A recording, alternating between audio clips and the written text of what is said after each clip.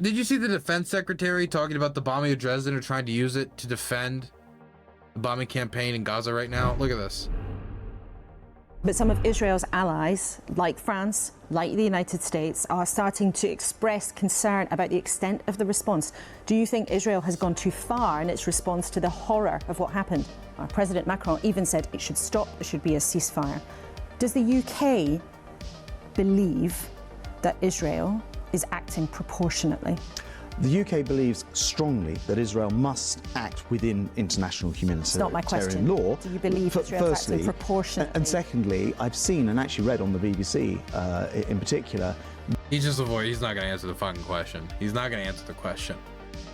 Because we all know Israel's not really, he's not reacting proportionally. But if you say they're not reacting proportionally, then that has humanitarian law implications. So I don't think he wants to say that. Very detailed accounts of how Israel military leaders have called up people and asked for their assistance in ensuring that civilians in Gaza are moved before they go after Hamas terrorists. I think it's kind of, we've sort of forgotten that in war, very sadly, people lose their lives. When Britain bombed Dresden, 35,000 people. When the fuck did people forget that in war, people lose their lives? When did that? I have no, what is he talking about? He's like, you know what the problem with our modern knowledge of warfare? We've become too unaccepting of civilian casualties. When Britain bombed Dresden, 35,000 people apparently lost their lives. People die in war. When you have an organization like Hamas hiding and shielding themselves with and under the civilian population, it's a sad fact that some people will lose their lives. You can see, though, that some of Israel's allies, like the US, like France, are uneasy with the scale of that response. That's not to say no civilians are going to be caught up in this. Yeah. That is the sad reality of what people see happening right now. But do you believe, I ask again, what Israel is doing is proportionate? I think Israel obviously is in a difficult place because when they go after the terrorists, some civilians are getting caught up. No one wants to see a civilian life. It doesn't matter if it's an Israeli or somebody from Gaza. And when it comes to the bombing in Gaza, Israel's in a really tough place. Taken. However, if Britain had been subject to an attack of terrorists coming in, murdering 1,400 people, cutting off heads, we would not, and we knew where those terrorists had gone, no one would be saying to Britain, we'll just stop going after them, even though, you know, those tunnels, those caves that they operate from, where all of those tens of thousands of rockets are being stored, how can we ask Israel not to go and destroy those bunkers? And unfortunately in war, you end up in a situation where other people get caught up in it. The answer is for Hamas to stop using those people as human shields. And by the way, release the over 200 hostages they have, some of whom are Brits. And so we should absolutely be on the side of right, and right in this case is going after Hamas. Can you tell us anything about the British hostages you mentioned there? Only that we are working our socks off to try to get them released, working very closely in ways I can't go into on TV, and I'm arranging to speak to the families of some of the British hostages as well. And our thoughts are with those who are being held, well over 200 every single day. They've been, I think, in some ways forgotten in this conflict. It's where it started, and the wrong is entirely on Hamas's side for keeping them hostage at this time. Okay, completely unsatisfying. Didn't one of the UK's news shows ask a Hamas member if they condemn Hamas? No, that didn't happen. Can somebody have a link to that? That'd be very funny. I'm sorry, but that'd be fucking hilarious. That'd be the funniest moment of the entire war if that happened. Do you condemn what happened on October 7th? What do you mean? I was there. Here's my. I took pictures. I'm sorry. Oof. Oof. That'd be funny. You know what? You're right. I do condemn it. I would say that our rollout time was not good enough. I think we could have had better coordination. I think we could have done it over a larger scale. I would say the gliders, we could have, put more branding on the gliders, I think. We could have had more drone footage. And what are these critiques? What do you... God, it'd be great. I guess we could talk about the internal memo. So, a process that was started during the Vietnam War, after the Vietnam War's conclusion, is a process where a a person working within the State Department, whether it be just some staffer, a middling staffer, some deputy director of some area, whatever it is, if you're a State Department employee working in, say, the Foreign Service, you can write a complaint about how policy is being done in the Pentagon, or how the administration is handling a Pentagon State Department policy. And this has been used a few times to critique different governments. In 2016, I think one of the largest letters was leaked publicly, which was 51 staffers criticizing the Obama presidency's handling of the war in Syria, the civil war in Syria in 2016. There's been other examples of this happening before, but we got a gigantic version of this leaking to the press of over 100 State Department employees sign on to an internal memo, a cable, criticizing the Biden administration for its policy on Israel. Let me read this article. I will say some of the way it's phrased almost sounds like it was kind of like designed to be leaked, but I don't know for sure. I'm just kind of guessing out here. Let's read. An internal State Department dissent memo accuses President Biden of spreading misinformation on the Israel-Hamas war and alleges that Israel is committing war crimes in Gaza, according to a copy of the memo obtained by Axios. The scathing 5-page memo, organized by a junior diplomat who has suggested on social media that Biden's support of Israel had made him complicit in genocide in Gaza, offers a real look at how the raw divisions within the Biden administration over the Israel-Hamas war.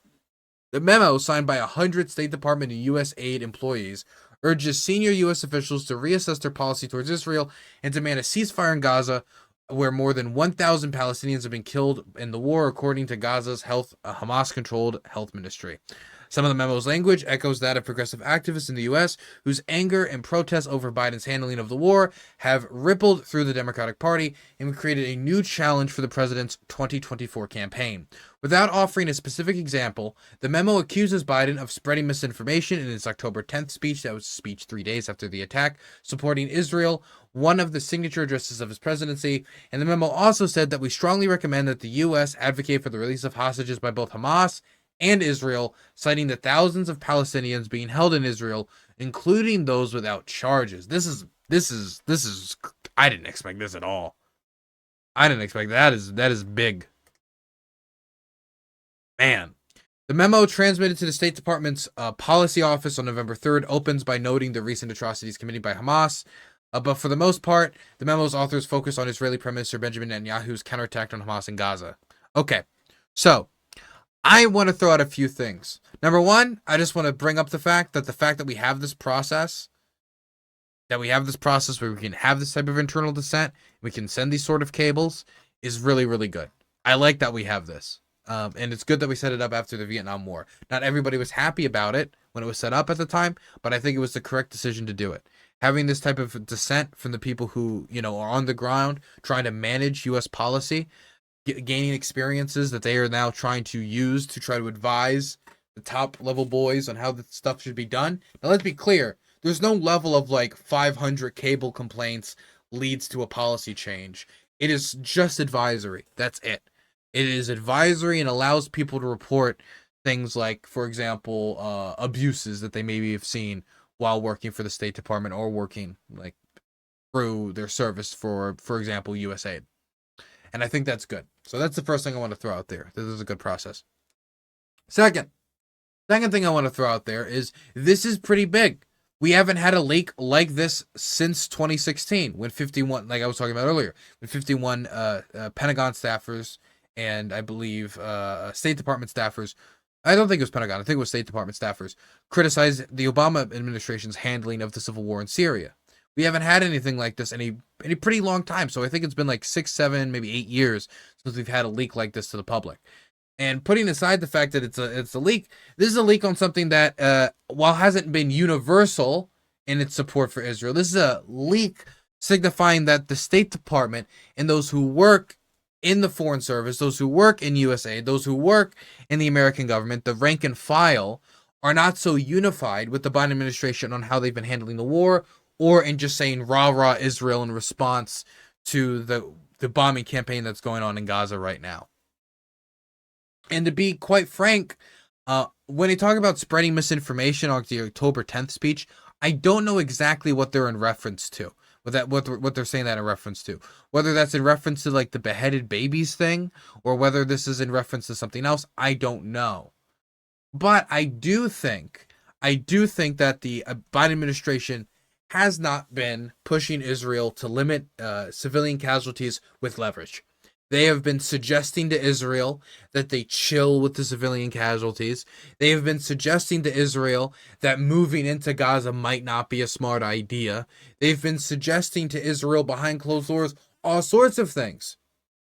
But as is true every single time we make suggestions to Israel, or at least a vast majority of the time, these are not connected to real, leverage, i.e., if you do not make a deal here, we are going to not send artillery shells. If you do not make a deal when it comes to the West Bank and find a solution, then we're no longer going to send stuff for your Iron Dome and $3.5 billion every year in military aid for a nation state that has one of the most professional militaries in the Middle East, a well-made, well-functioning Air Force, as well as a full nuclear arsenal, and has won every single major war that has questioned its existence. Ben TV Nerd 21 got a tier 1 subscription. Gutter Chat Drools Site Chat Rules. Thank you so much for the tier 1. And the only critiques that we're seeing from the Biden administration seems to be coming from John Kirby, somebody who very early on was basically just, I'm not going to say was just completely repeating the Israeli government line, but was essentially repeating the Israeli government line. We've only recently seen statements from John Kirby that seems to be implying that Israel is not following the laws of war and that Israel is not considering civilian casualties to a large extent. And I mean, to get that, just that implication took so much effort. It took a month of violence and bombing and civilians being killed, and even IDF admissions to civilian being killed before that happened. But this isn't just a development along the rhetoric of John Kirby. There are people all across the State Department who know that the way the Israeli government has behaved in the Gaza Strip has been not proportionate, but putting aside proportionality, has been through very loose rules of engagement, leading to civilian casualties, large amount of civilian casualties, in an area that's extremely dense with a very large amount of children. About 50% of Gaza is made up of children, not the infrastructure, of course. I mean the people. I gotta say, I didn't expect it to be this. I didn't expect this letter to leak, period. No, but these things usually stay private. These internal State Department memos usually stay private. They do not leak. But I didn't expect the opposition from inside the State Department to be so big. And it shows that I think there is concern among State Department staffers who might have history working in Jordan, might have history working in Lebanon, might have history working in Iraq, that our image is being worsened by Israel's conduct and by the fact that we basically put a big old fat American sticker on it, gave a big thumbs up, and have done nothing to reel them in outside of private suggestions and made no public statements that the Arab world can really see to show that we are doing our best to make the Israeli limit civilian casualties and we're not enabling their behavior. Anyway, I wanted to just talk about this memo because it's interesting that this is happening because, number one, these don't leak very often.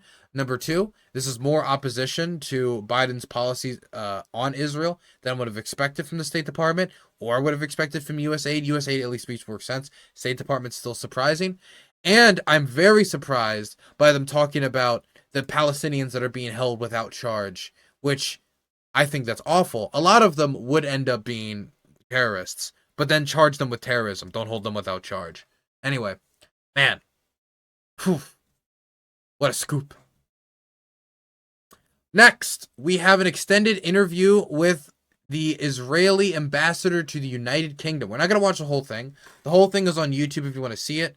It's on Channel 4's YouTube channel. It's 51 minutes. We're not going to watch the 51-minute interview. I wanted to watch a small portion of this interview, though, to show you the type of rhetoric that the representatives of Israel, who are hired to represent Israel on the international stage, which is what an ambassador is supposed to do, what the representatives of Israel hired to represent Israel. So not some random Knesset member who got elected in a very radical portion of the country. I'm talking about somebody who was put in the position to specifically do what she is doing now, advocating on behalf of Israel. Maybe not on television, but in diplomacy, but still represent Israel. What she has to say when asked about what she thinks of civilian casualties in Gaza, and if she has empathy for the Palestinian people. Listen to this. I'm asking you, do you have any empathy with the Palestinian position? I have zero empathy to people that time after time refuse to recognize the right of the Jewish state to their homeland, the Jewish people in their homeland. I have zero sympathy because... One second, somebody in chat just said, do you really think people like Assad care if the Israelis are killing a bunch of Palestinians? No, Assad bombed Palestinian refugee camps. I don't think Assad cares. He's a butcher. But I do think that people across the Arab world care. And I know that not only because I see it. I see the protests. I see the anger. I see the bubbling up resentment, which is only going to lead to more violence down the line, I think. But on top of that, I hang out with Lebanese people in Ukraine, and I gotta say, man, they're not very happy. And that's just one family, right? The Lebanese community in Ukraine is not gigantic, but I could say that seems to be the general sentiment across the Arab world, not just amongst the governments, but amongst the people as well. After time, refuse to recognize the right of the Jewish state to their homeland, the Jewish people in their homeland. I have zero sympathy because I want to live in a world where we can live together. God, why would she be chosen? I have zero sympathy for the Palestinian people until the political representatives of the Palestinian people who have been unelected for the last 16 years, until they what? Until they recognize Israel, then you won't feel sympathy for people blowing up? What crazy nonsense. Like, could you imagine if like a Russian dies in an airstrike, a Russian family dies, somebody gives me an opportunity to talk, and I'm a representative of the United States, a representative of Ukraine as an ambassador. Do you feel any sympathy for those who died? No, I don't. No, I don't. Not until Russia leaves and recognizes Ukraine's right to exist. I feel zero sympathy. Zero sympathy. Zero sympathy. I can understand, like, if you're an average, everyday Ukrainian, or an average, everyday person, and you're like, it's hard for you to amass sympathy after what happened. But you're an ambassador. You're representing the government. It is your job to show that you are clearly, like, respecting the rights of Palestinians, protecting civilian casualties. That's your job. How can you live together? But they deny my right to exist. If you have zero empathy, in your own words, with those people. No, it's not what I said. I said I have zero sympathy to the fact that they lost their land. They didn't lose their land. They committed the crime of attacking. But you were asked whether you had sympathy for the Palestinian people, and so she answered the question she wished she was asked. Oh, I love when that happens in interviews. Instead of answering the question you were asked, just answer the question you wish you were asked. That's a politician trick. You see it all the time. The small state of Israel after the UN decision. So do you have any empathy with the Palestinian people? Absolutely. I think that. What is your empathy? I think my empathy to the Palestinian people, that we could have had a flourishing region, having the best high tech, the best life. No, that's an argument. No. I'm asking you. We could have had. Share their pain for a moment. So I'll just give you an example, okay? How many opportunities does she need to be given? The best flourishing economic areas are in Judea. Like imagine I was asked, like, hey Dylan, there was this attack in Crimea that killed a bunch of civilians. Do you have sympathy for those people? I have sympathy for the Russians that their government is overbearing on that. Wait, well, that's Dylan. I mean, wouldn't that not look slimy? Wouldn't that not look scummy? Wouldn't that not look like it's like, okay, you don't feel sympathy for the people who died. It seems like you're just using this as another device to attack the Russians. And there's a lot of things to attack the Russians over, but if the Ukrainians conducted an airstrike that killed civilians, at the end of the day, that's the fault of the Ukrainians. I mean, of course, you got to look at the conditions of every strike and what led up to it, but the question isn't even about a specific strike, just about a basic empathy for Palestinians who are suffering. In Samaria, where you have factories that have Palestinians and Israelis working together. That could have been the vision everywhere. But when you refuse to recognize the right of a Jew to exist, this is where it fails. So I think this ideology that doesn't want Jews to exist, this is a tragedy. I don't think That's not empathy. No, what I'm trying to say, that empathy comes when you have the understanding that I have the right to exist. Unfortunately, there were people in Hamas that they showed that clearly, that they didn't believe that any of the Jewish people in the state of Israel need to exist. So there is no, the truth is there is no empathy I between have you and the empathy for Palestinian the people, is there? tragedy of the leadership, yes. I have empathy that they're under the tragedy of their leadership. This is a very hopeless conversation then, isn't it? No, it's not, because I think what's really hopeless is to build imaginary solutions. What's really hopeless is to think that a terror organization is something that will never hurt you. I think that what the fuck is she's just responding to the question she wished she was asked. This is so slimy. There's not even an attempt by Israeli government officials to pretend that they give a fuck. Imaginary and the illusionary discourse that many people have need to be stopped. You cannot build peace on lies and illusions. Oh, Jesus fucking Christ. Oh my God, it's awful.